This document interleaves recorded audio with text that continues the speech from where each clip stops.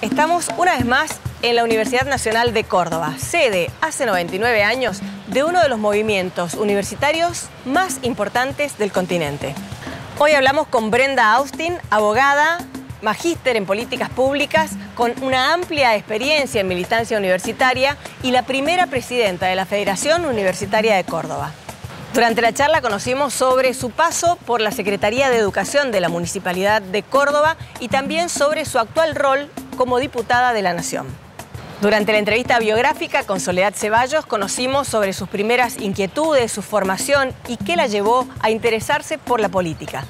Quedan invitados e invitadas a seguir recorriendo este tapiz de voces múltiples de mujeres que mueven el mundo. Y aquí estamos despertando como flores de un campo que no siempre fue regado.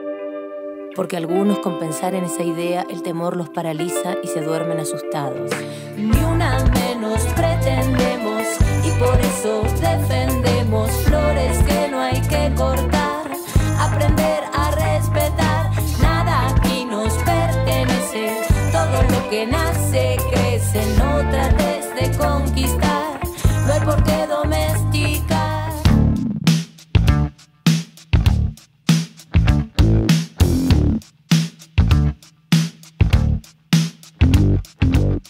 Bueno, Brenda, qué gusto tenerte acá en este ámbito. Bienvenida a Mujeres que Mueven el Mundo. Muchas gracias, Pati. Vamos a compartir en primer lugar la charla que tuviste con Sole Ceballos. Contaste parte de tu infancia, de tus primeros años en la facultad. Así que vemos eso con la audiencia y después continuamos con nuestra charla. Cómo no.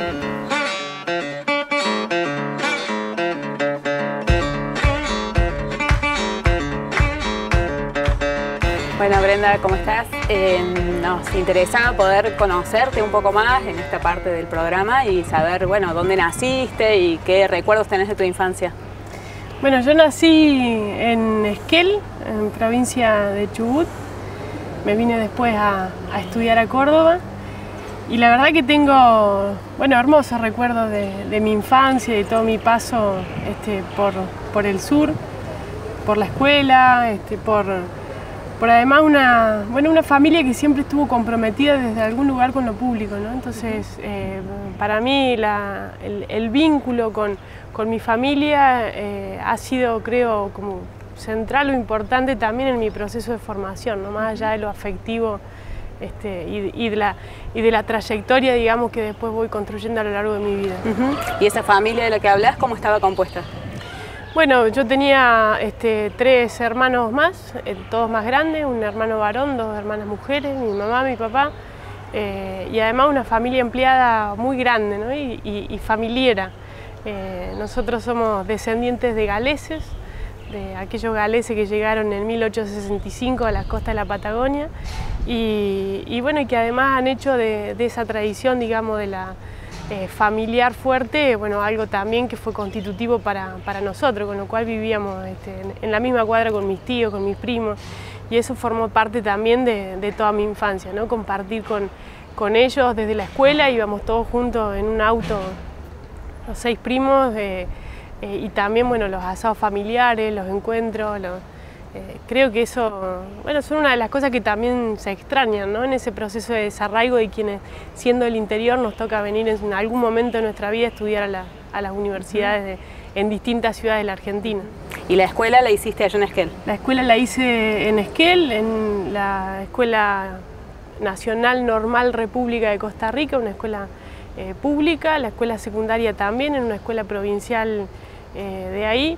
Y bueno, también los mejores recuerdos, ¿no? de una escuela donde en general, digo, yo siempre lo digo esto, agradezco muchísimo a la escuela pública, a la educación pública, y creo que es el gran ejemplo también de la movilidad, ¿no? Sobre todo en las localidades más pequeñas, en las ciudades más pequeñas, donde uno tiene la posibilidad de compartir con toda la comunidad del lugar, ¿no? Con tus compañeros y compañeras de grado, bueno, son reflejos de lo que es un pueblo. Y bueno, eso, estudié ahí y de ahí ya vine para la universidad. Bien, y antes de venirnos a Córdoba, por lo general las escuelas o hay docentes que dejan algún tipo de huella, buenas o malas. ¿Hay algún recuerdo, alguna huella que puedas rescatar de ese tránsito por la escuela? Sí, ni hablar.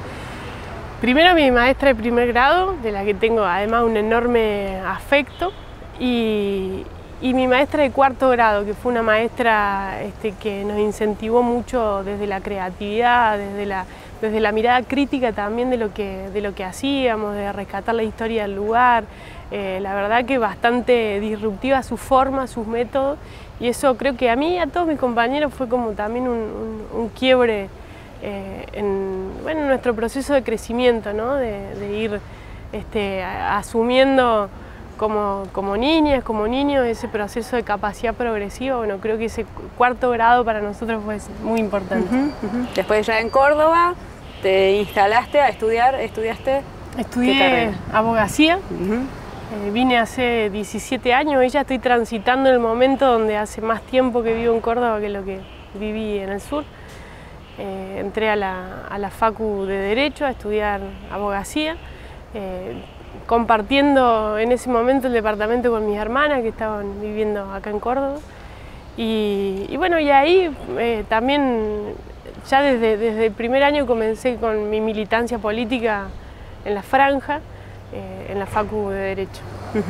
¿Recordás alguna de las primeras manifestaciones o cómo te involucraste en lo político y en lo partidario? ¿Alguna de esas primeras manifestaciones o espacios de participación? Sí, absolutamente. Recuerdo, bueno, primero que el año que a mí me tocó comenzar en la Facu se estaba implementando un plan nuevo, con lo cual fue un año muy convulsionado para la facultad, una facultad, digamos, muy conservadora en sus métodos, en sus formas, y eso hizo que también, bueno, para nosotros, para todos los que éramos los estudiantes del Plan 2000, bueno, generase como una identidad y colectivo muy fuerte, ¿no? Y desde ahí empezamos siempre con cuestiones vinculadas con la implementación del plan, ¿no? En esos primeros meses, desde la cantidad de exámenes, desde los sistemas de correlatividades, y ahí empezamos como a agruparnos. Y me acuerdo perfectamente el día que empiezo a militar en la Franja. De hecho, yo quería militar en la Franja y no lograba, diría que faltaba cierta apertura, ¿no? Me había hecho amiga de todas las otras agrupaciones, y de la Franja el día de las elecciones voy a la facultad a ver cómo iban los resultados, y a la cuarta vez que pregunté cómo vamos, me dijeron, bueno, vos querés empezar a militar. Y ahí me sumé a esa primera reunión que fue de análisis de la elección, ¿no? Bueno, y de ahí en adelante, bueno, fue como parte, casi una simbiosis con mi carrera, la militancia universitaria. ¿Y tuviste ahí también acercamiento a la lucha y la reivindicación de derechos humanos? ¿Cómo fue ese involucramiento también? Bueno, creo que indudablemente, digamos, están muy atadas, ¿no? Las dos cosas más en una facu como la de Derecho, que decía recién, digamos, tiene dos caras, ¿no? Una quizá muy conservadora y otra de un montón de profes que tienen una mirada más crítica, ¿no? Que entienden que el derecho es un instrumento de cambio social y que desde ese lugar también hay mucho por hacer. Yo me acuerdo, ayer celebrábamos los 50 años de la Franja, hace unos días atrás, y repasábamos las fotos, ¿no? Y veía la primera foto en el año 2003, cuando ganamos el Centro de Estudiantes de Derecho, que fuimos a la marcha del 24. Y nos encontramos con un montón de docentes que hacía años que no veían al Centro de Estudiantes marchando en la Facu. Bueno, eso sin duda que marcó un inicio, donde tratamos todo el tiempo de trabajar desde lo académico, desde lo político, desde lo gremial, para tratar de vincular a los estudiantes, al ejercicio, digamos, del derecho con otra mirada, ¿no? Que fuese una mirada más crítica, una mirada más activa y una mirada que anime a pensar también, digamos, cómo puede convertirse en esto, en un instrumento de transformación, en un instrumento de cambio social. Y en ese marco, ¿te podrías reconocer feminista? Bueno, yo creo que me encontré siendo feminista. ¿Sin darte cuenta? Creo que es un camino que lo empecé a transitar Sobre todo cuando uno, al empezar a tomar conciencia, ¿no? A mí me tocó en el 2005 ser presidenta de la Federación Universitaria y encontrarme en el mismo momento con Carolina Escoto, que era la primera rectora de la universidad. Y eso, sin lugar a duda, digamos que cuando uno toma conciencia del proceso histórico que se estaba viviendo, bueno, obliga a una mirada que va más allá de la subjetividad, ¿no?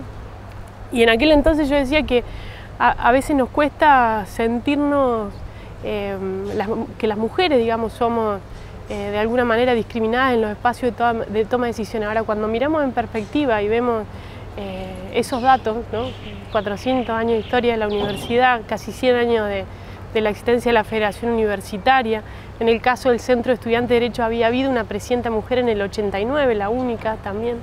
Me parece que eso obliga, digamos, a una mirada más crítica de lo que está ocurriendo. Y desde ahí, bueno, empezamos a trabajar mucho en esto, en tratar de primero visibilizar, en tratar de reconocernos, bueno, como parte de un colectivo de mujeres que tenía que seguir luchando también con cierta solidaridad de pares, ¿no? De género.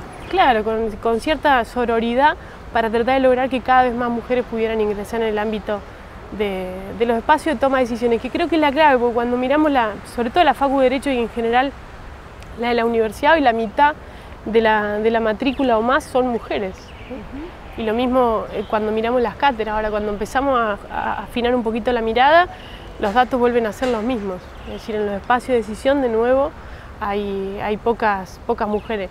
La FUBA recién el año pasado tiene su primer presidenta mujer. Entonces, creo que eso, bueno, nos obliga a esta mirada retrospectiva y a ver cómo cada una de nosotras puede hacer algo para transformar esa realidad y hacer que de a poquito cada vez más mujeres puedan llegar a estos espacios de toma de decisión. Bien, como para ir terminando, si tuvieras que elegir algunas palabras para definirte, solo palabras, no oraciones ni frases, ¿con cuáles te quedarías para identificarte?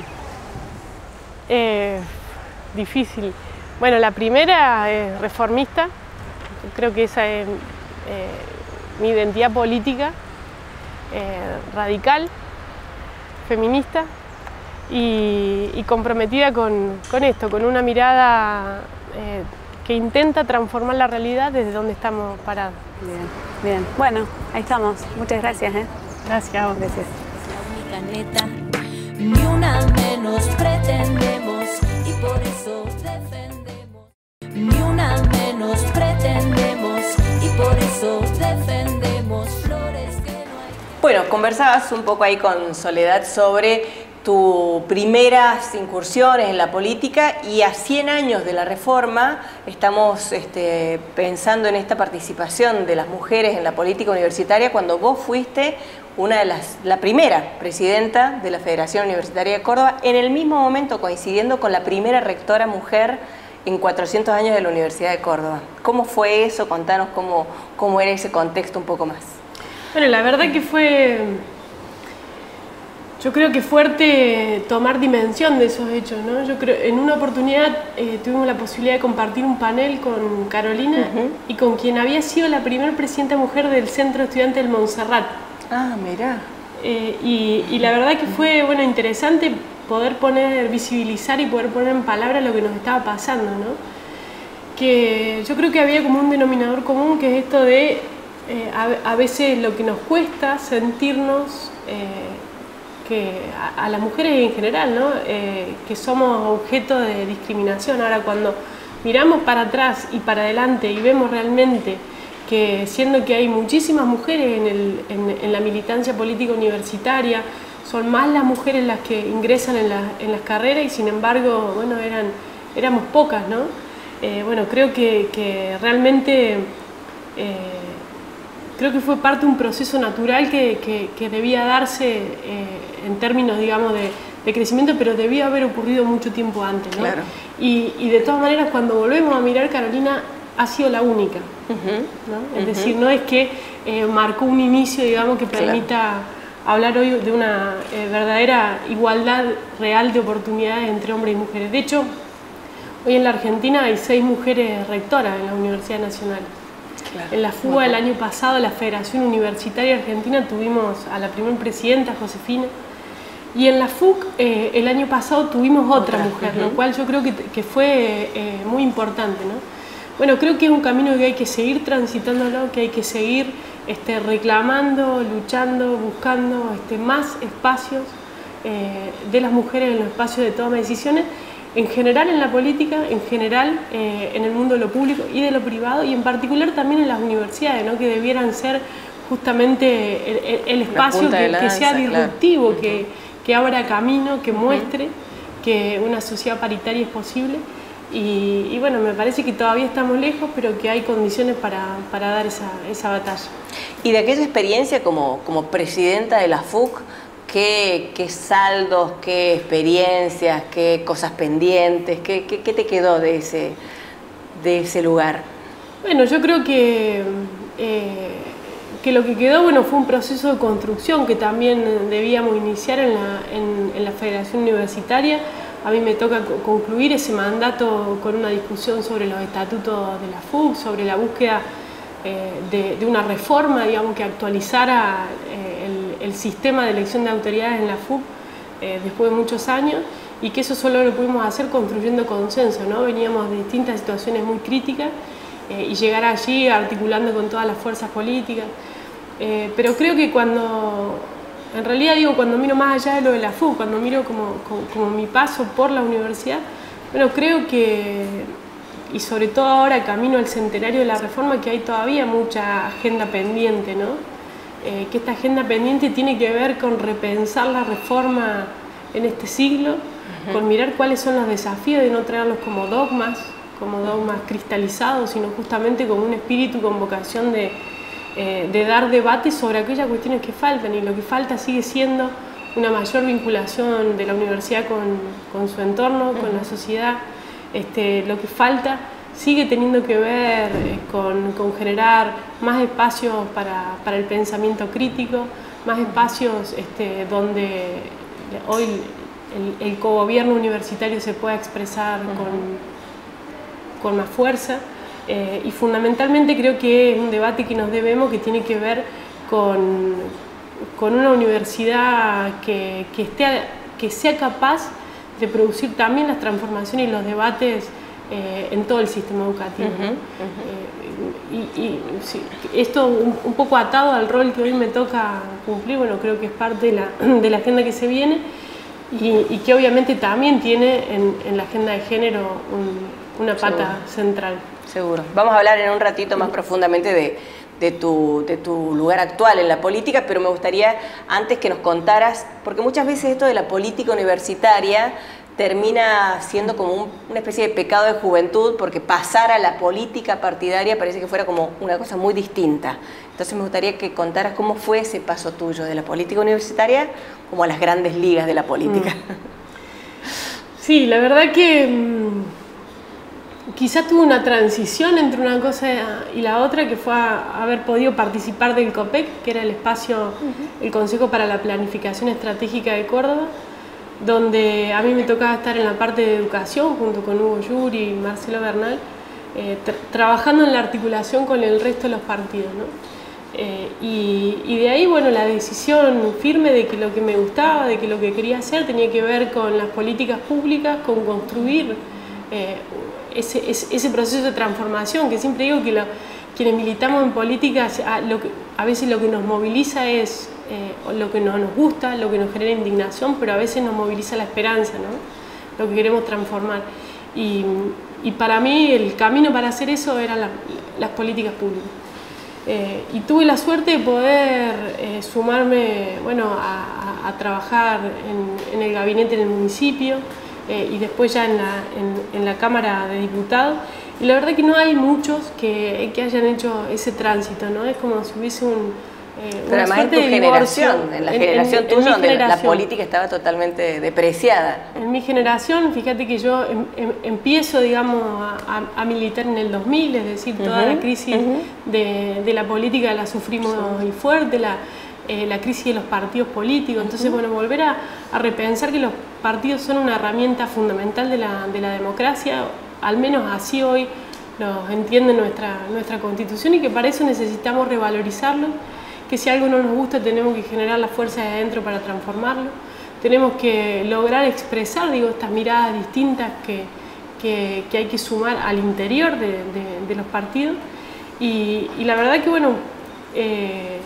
creo que tiene que ver con un camino que también vamos iniciando, ¿no? De tener la posibilidad de que aquellos que vienen hoy en la militancia universitaria entiendan, sepan y vean que hay otro camino posible que tiene que ver también con asumir este desafío de nuevo de la universidad fuera del mundo, ¿no? Es decir, de dejar de mirar para adentro, empezar a mirar cómo ese aprendizaje que han transitado en los pasillos de las universidades puede volcarse a construir desde los otros niveles del Estado, desde la militancia territorial, desde el trabajo con las organizaciones sociales, que hay mucho para aportar, ¿no? Porque hay cosas que traemos de la militancia universitaria que tiene que ver con la horizontalidad en la forma de discutir, con la capacidad de construir consenso con otras fuerzas políticas, en el sentido de que todos los días estamos en una interacción constante con los compañeros militantes de los otros partidos, de las otras fuerzas, algo que en la política en general se ve menos, ¿no? Se ve quizás, digamos, los puntos de interacción son muchos menos. Entonces creo que eso es valioso, creo que le hace falta a la política en la Argentina y que ojalá cada vez sean más los que se animen a dar ese paso, pero también asumiendo algo que creo que es clave, que es que la política no es patrimonio de los políticos, ¿no? Sino que la política es patrimonio de la gente y que para eso hay que animarse a contribuir desde distintos lugares. ¿Y qué lugar juega en eso la perspectiva de género? ¿De qué medida, digamos, tu mirada sobre el género, tu experiencia, la experiencia que habías tenido como primera mujer presidenta de la FUC, empezó a colarse también en estos otros espacios de política partidaria? Bueno, yo creo que es clave eso. Recién, a propósito, digamos, de todo lo que fue la discusión de paridad, recordábamos a una mujer que fue María Teresa Merciadri de Morini, que fue la primera y única presidenta del Comité Central de la provincia del radicalismo. Entonces, indudablemente que hay mucho camino que recorrer al interior de una fuerza centenaria como lo es el radicalismo, pero también en los otros partidos, ¿no?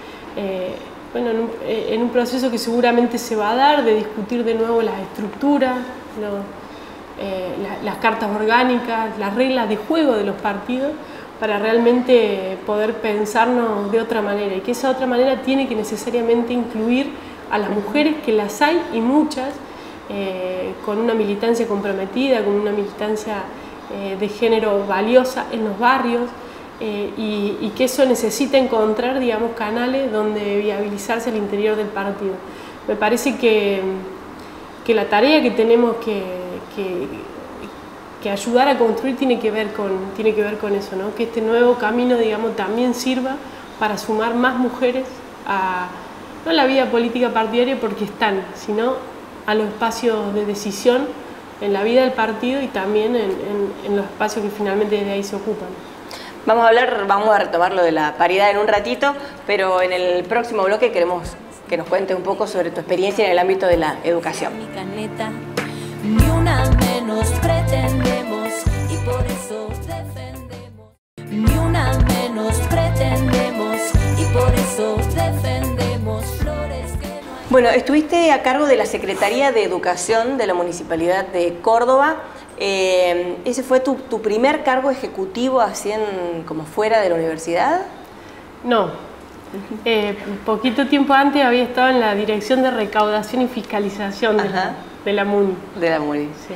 Pero ahí en la Secretaría de Educación hubo algo que fueron los parques educativos. Nos gustaría que nos cuentes un poco de qué se trataba ese proyecto. Bueno, la verdad que para mí fue una de las cosas más lindas que pude hacer ahí desde la Secretaría.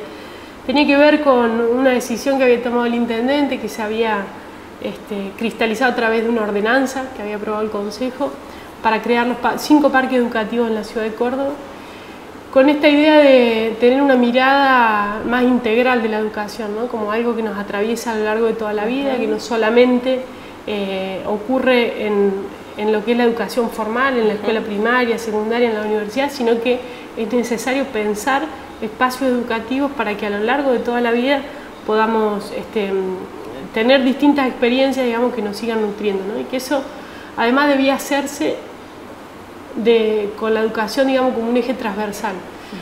Surge esta idea entonces de los parques educativos, un espacio, hoy ya llevamos 2 en funcionamiento, el tercero en construcción, con una idea de trabajo articulado con las organizaciones barriales, con los centros vecinales, con todos aquellos que le dan vida, digamos, a la cotidianidad de los distintos sectores de la ciudad, para que ellos se sumen en el proceso de construcción de este parque educativo. Con ellos, digamos, en la conceptualización de los parques, habían talleres abiertos donde las distintas instituciones por eje, cultura, deporte, formación para el trabajo, desarrollo social, salud, iban participando, imaginando cómo querían ese parque. Los chicos de las escuelas haciendo maquetas, dibujos, y eso para mí quizás es lo que lo distingue, ¿no? El proyecto de parques se sostiene sobre una idea de una gobernanza colectiva, de entender que lo público no es algo que es de otros y por lo tanto casi de nadie, sino que es algo que es de todos, ¿no? Y que para eso hay que apropiárselo. Y a la vez con el desafío de permitir la interacción entre los niveles de gobierno. Cuando comenzamos el proyecto, nación, provincia y municipio tenían partidos de distinta extracción. Y el desafío era poder sentarlos en un mismo lugar a pensar acciones y políticas destinadas al territorio. Y bueno, en gran medida se logró, pero también bueno, queda mucho camino que recorrer, ¿no? De hacer esto de la educación como esa herramienta que genera igualdad de oportunidades, pero que requiere pensar las líneas de partida desiguales que hoy habitan en el territorio de Córdoba. Y eso, digamos, como en el ámbito de la educación, después también ha tenido algún recorrido como en tu política parlamentaria, porque de ahí es que empezás como a iniciar tu carrera dentro del Congreso, primero reemplazando a Gerardo Beloc y ahora ya directamente con un cargo que ha sido electa. Sí, bueno, de ahí la verdad que en una situación imprevista, triste, impensada, me toca asumir en el Congreso. Bueno, dejando esto que veníamos llevando adelante en la Secretaría. Y desde el primer momento, bueno, asumí el desafío de tratar de lograr que valiera la pena, ¿no? Que realmente pudiéramos demostrar desde el trabajo cotidiano que era posible en cada lugar transformar, o por lo menos intentarlo, generar iniciativas y proyectos que pudieran reflejar esa mirada distinta. Y también en la idea de que esa banca tenía que servir para que muchos sectores que no tenían voz pudieran tenerlo, ¿no? Entonces tratamos de trabajar cada proyecto desde el vínculo con los destinatarios, con los destinatarias de cada ley, ¿no? Y ahí nos encontramos fundamentalmente con un montón de organizaciones que venían luchando por una agenda de género en el Congreso, como Amnistía, como ELA, con un grupo enorme de diputadas y senadoras de distintos partidos, tratando de lograr construir alianzas transversales para avanzar en la agenda, con la decisión de trabajar con colectivos invisibilizados que les costaba mucho que su agenda permee en el Congreso, desde todo lo que desde ATA, por ejemplo, con quienes trabajamos y creemos, digamos, que es necesario que se puedan sentar como un actor protagonista también en el Congreso, con los desafíos que faltan, ¿no? Con las discusiones que hay que dar. Y creo que quizá el gran aprendizaje tuvo que ver con esto, tuvo que ver con entender que la única forma de lograr avances es en la medida en que podemos construir esos lazos transversales entre las organizaciones, es decir, entre la sociedad civil, los que están dentro del Estado, los distintos partidos y las mujeres, digamos, como un denominador común de esa articulación.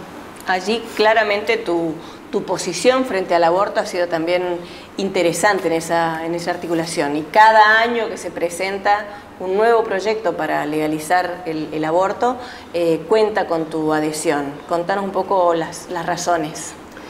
Bueno, yo creo que tiene que ver con mirar de frente los problemas que tenemos, ¿no? Y en la Argentina, obviamente que no hay estadísticas certeras, pero se calcula que hay más de 500.000 abortos que se producen por año.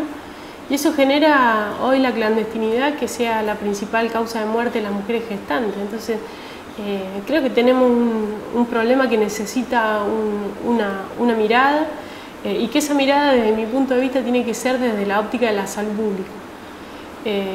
Que lo que está haciendo hoy la prohibición, la penalización, justamente es generando que las mujeres además pongan en riesgo su vida, y las mujeres pobres y las mujeres jóvenes en particular. Creo que nos merecemos dar ese debate para trabajar además desde una mirada integral que tiene que ver fundamentalmente con la educación sexual, con la educación sexual integral en nuestro sistema educativo, que también hay que seguir profundizándolo, con los anticonceptivos, con trabajar en todo lo que es hoy el sistema de salud, que muchas veces, digamos, hay resistencias todavía a avanzar en lo que tiene que ver con los derechos de salud sexual y reproductivo, y además en dar esta discusión, digamos, que creo que es necesario. Yo creo que ya lleva la campaña seis presentaciones del proyecto, es decir, más de 12 años, y el tema no ha logrado discutirse en el recinto. Creo que nos merecemos poder llegar al recinto para dar esa discusión. Teníamos la suerte, y lamentablemente no lo logramos, de que este año la presidencia de las 3 comisiones cabeceras acompañaban la iniciativa, tanto el diputado Lipovetsky, que es del PRO, que era presidente de la Comisión de Legislación General, la diputada Martínez, que no era de familia, del radicalismo, y la diputada del kirchnerismo Galear, que era presidenta de la Comisión de Salud. Era una gran oportunidad para tratar de lograr que se dictaminara y pudiera llegar al recinto. No pudo ser, ojalá lo sea la que viene, porque es un debate que hay que saldarlo en el espacio donde se expresan las distintas miradas de la ciudadanía, que es el Congreso, y que es específicamente la Cámara de Diputados, ¿no? La representación del pueblo, como dice nuestra Constitución.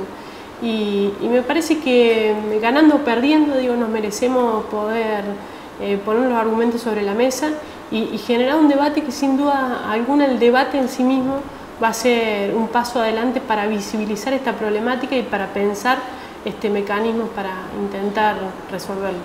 En algunos casos este debate se ha postergado con la excusa de que la sociedad no está preparada, de que incluso en algunos ámbitos políticos se menciona como que es un tema piantavotos hablar de esto. A los políticos y a las políticas les resulta un tema piantavotos.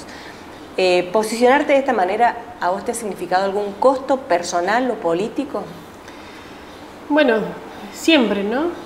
Creo que cuando uno toma posición por temas complejos, eso genera adhesiones y rechazos.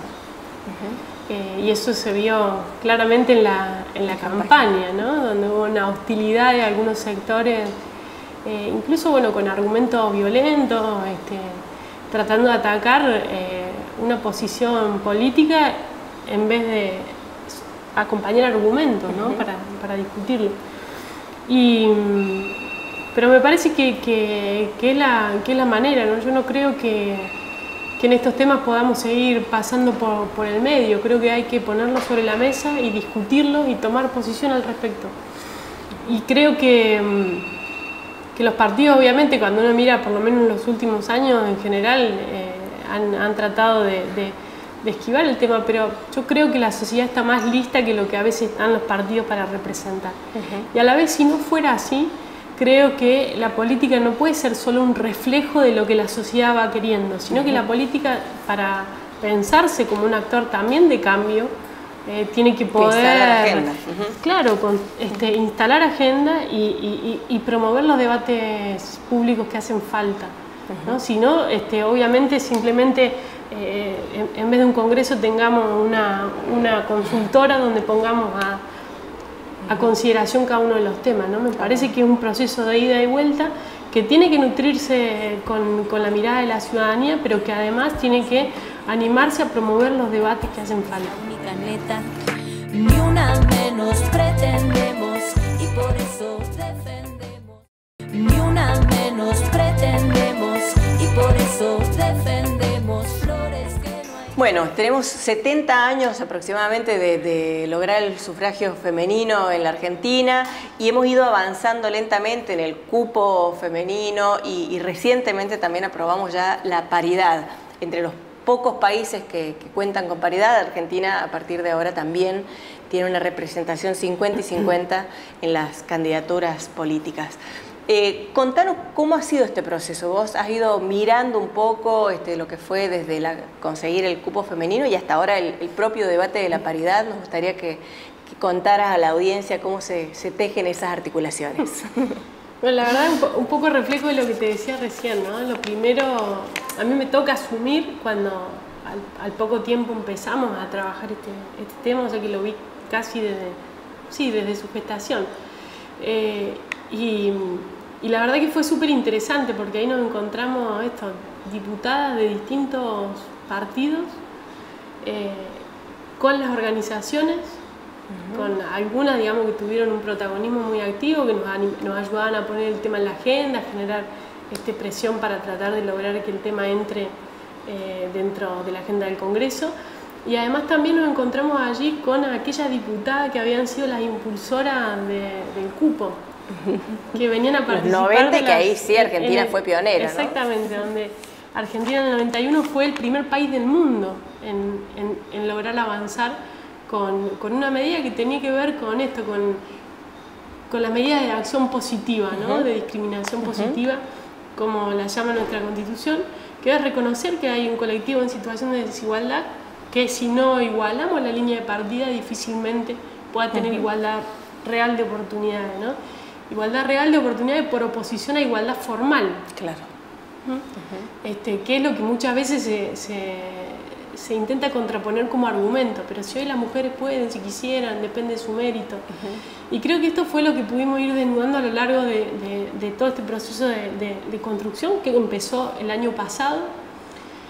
Que el año pasado nos pasó una paradoja, ¿no? Que es que logramos llegar tanto a la Cámara de Diputados como a la Cámara de Senadores con los consensos para aprobar la ley. Tuvimos media sanción en la Cámara de Diputados, media sanción en la Cámara de Senadores, pero no teníamos ley.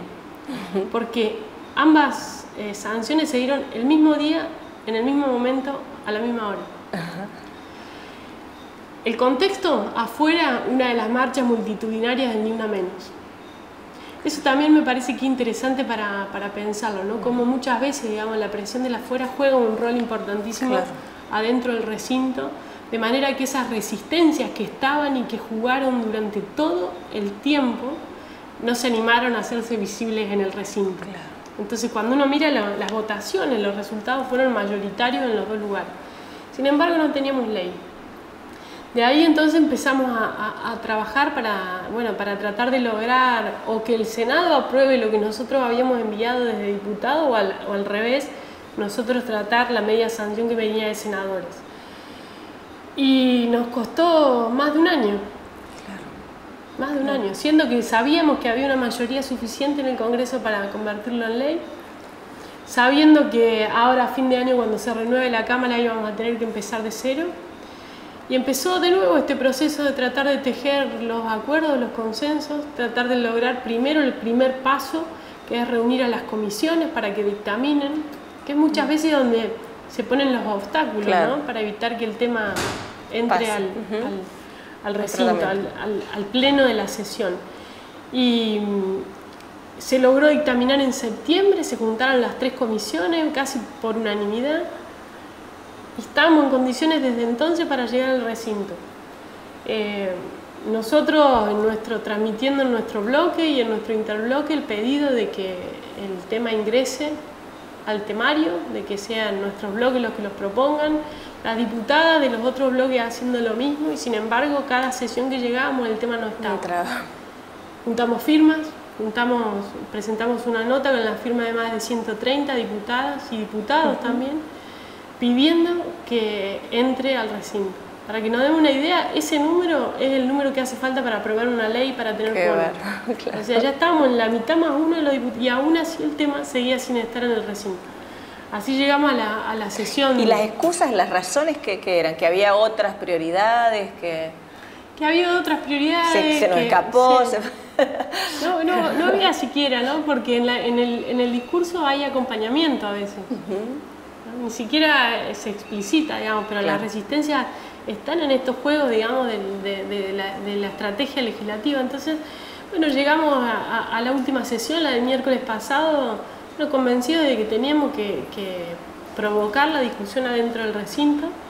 Acordamos que la presentación la hiciera la diputada Donda de Libres del Sur y que cada una de nosotras iba a trabajar al interior de su bloque para tratar de juntar las adhesiones suficientes para que el tema se trate.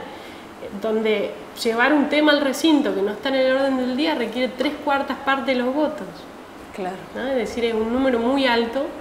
El momento que se eligió fue importante porque había un poquito menos de diputados y diputadas en sus bancas. Habíamos arrancado la sesión con 200 y en ese momento había 180, eso nos permitía tener más chance de llegar a los 3/4 con quienes ya estábamos sentadas en las bancas. Y así que se propuso el tema, se solicitó que se votara, se generó una discusión sobre el tema y fue muy lindo empezar a identificar esa trama de alianzas en los aplausos, ¿no? En algo tan básico como eso. Siempre cuando alguien habla aplauden los de la misma bancada. Propios. Bueno, en esto no, se sentía en cada intervención los aplausos transversales que daban cuenta de que eso estaba listo para avanzar. Y así se esforzó un poco, se solicitó, se pidió, se exigió que se votara, se votó y se vio lo que veníamos diciendo, que era una enorme mayoría dispuesta a acompañar la paridad de género para Argentina, ¿no? Que yo creo que su valor va más allá de lo que dice la norma en sí misma. La norma dice lo que 50 y 50 en el armado de las listas legislativas y también paridad en el armado de las estructuras partidarias. Yo creo que lo más importante, su valor más importante está en esto, en que la paridad sirva para convertirse en un principio rector de la política y de los espacios públicos, en general, más allá del Congreso. Es decir, que nos indigne, que nos moleste, ver lo que muchas veces vemos en la conformación de los gabinetes, donde no hay mujeres. Hoy en Córdoba, de las 18 ciudades más grandes, casi la mitad de esta ciudad, el 40%, no tiene mujeres en sus gabinetes. Entonces creo que esto tiene que ver con una transformación de la cultura política, ¿no?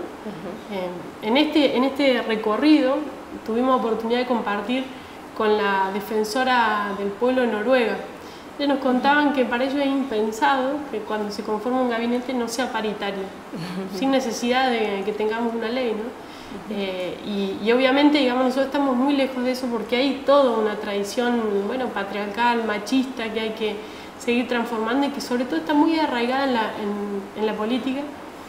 Y sobre todo creo yo que ahí me parece está el mayor de los desafíos en los atributos que se asocian al ejercicio de la autoridad, ¿no? Que en general son atributos masculinos. Y que eso genera como que aún en igualdad de condiciones se termine eligiendo a hombres para representar esos lugares. Creo que ahí está el gran desafío. Una de nuestras compañeras diputadas decía que, claro, toda la respuesta era, pero si hoy las principales mujeres, las que más miden en el país son mujeres, ¿cómo pueden? Dice, si las podemos contar es que todavía son pocas. Claro. Queda un enorme camino que recorrer. En Córdoba, este ejemplo que daba de las ciudades, el 95% son varones intendentes. Y en esos municipios, en el 80% nunca hubo una mujer. Entonces creo que hay un enorme camino que recorrer en Argentina y en el mundo, ¿no? Porque también basta mirar la cantidad de presidentas mujeres que hay que no llegan a ser el 8%. Ni hablar si vamos al ámbito de lo privado, que es lo mismo. Creo que lo que tenemos que seguir transformando a la par de este proceso de protagonismo, de empoderamiento, de inclusión de las mujeres en la vida de lo público, tiene que ver con los atributos asociados al ejercicio de la autoridad. Bien. Y en esto que vos decís de pocas mujeres, contables todavía, nosotras venimos recuperando esas trayectorias de todas estas mujeres que nos han ido abriendo caminos, y nos gusta nombrarlas, aunque sabemos que es un listado a lo mejor inabarcable, infinito y hasta injusto, porque seguramente habrá muchas que no son nombradas, pero nos gustaría también que nos dejes tus nombres, esas mujeres que te marcaron, con las que de alguna manera has tenido una referencia en esta trayectoria que hoy has compartido. Bueno, sin duda que recién lo mencionábamos al inicio, ¿no? A María Teresa Merciadria Morini, que para las radicales es una referencia, y para las de Córdoba central, que fue impulsora del cupo, pero que además se animó a llevar a la justicia al partido en una elección donde se estaba violando la integración de las listas, y que llegó hasta la Corte Interamericana de Derechos Humanos con un fallo que le sirvió a Argentina y en general a toda Latinoamérica, ¿no? En la interpretación de las leyes de cupo. Florentina Gómez Miranda, que fue otra gran luchadora referente dentro del radicalismo. Y después, bueno, aquella con las que vengo compartiendo hoy camino, Carla Carrizo, que es una diputada por Ciudad de Buenos Aires, muy comprometida con la agenda de género, con la agenda de niñez, y después personas que en mi vida me han ido marcando, que también creo que son parte de la construcción de lo que somos, ¿no? Una compañera con quien transité mis estudios en España, del Partido de los Trabajadores de Brasil, feminista, militante, de quien aprendí mucho, Analía. Bueno, creo que cada mujer que va habitando o por lo menos mi proceso de construcción ha sido importante en sumar a ese andamiaje y a esa mirada de género que hoy tengo. Bueno, vos también lo sos para muchas de las feministas, así que también vas a estar incluida seguramente en esos listados. Te agradecemos mucho, Brenda. Gracias. Hoy estuvimos en la Facultad de Odontología de la Universidad Nacional de Córdoba, en su sala del Consejo Directivo. Agradecemos a todo el personal de esta unidad académica y les invitamos a nuestras próximas ediciones. No hay por qué domesticar.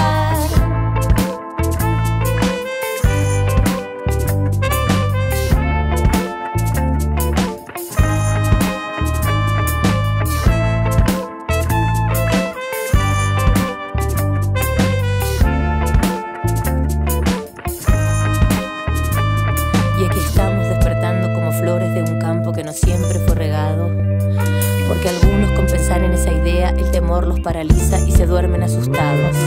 Silvestres, salvajes, desnudas con traje, libertarias y también domesticadas, despertando de tu idea de princesas ideadas que te dejan paralizadas.